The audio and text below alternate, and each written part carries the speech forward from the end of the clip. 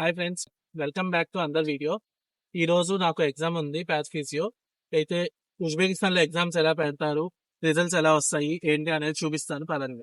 Uzbekistan లో మొత్తం 3 types of exams ఉంటాయి. ఒకటేమో క్లాస్ లో పెట్టేది, అది ప్రతిరోజు ఒక టాపిక్ మీద వైవా ఇవ్వాలన్నమాట. 100 మార్క్స్ ఉంటుంది.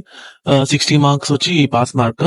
ఫర్ సపోజ్ బాగా చెప్పకపోతే తక్కువ మార్క్స్ ఇస్తారు. నెక్స్ట్ మళ్ళీ అదే టాపిక్ మీద వైవా ఇవ్వాలి. సెకండ్ వచ్చి ఆస్కీ అంటారు. అది కూడా ఒక వైవా లాంటిదే. అది ఏదైనా సబ్జెక్ట్ అయిపోయిన తర్వాత చిన్న ఎగ్జామ్ లా ఉంటుంది. రిటర్న్ కానీ లేకపోతే కొన్ని టైప్స్ ఆఫ్ ఎగ్జామినేషన్స్ అలా చేయమని చెప్తారు.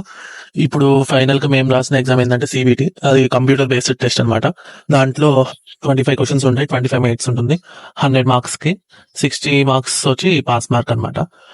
దీంట్లో కూడా ఒకవేళ ఫెయిల్ అయితే నెక్స్ట్ ఇంకో రీ అటెంప్ట్ ఇవ్వడానికి ఛాన్స్ ఉంటుంది. రిజల్ట్స్ కూడా అప్పుడే అనౌన్స్ చేస్తారు.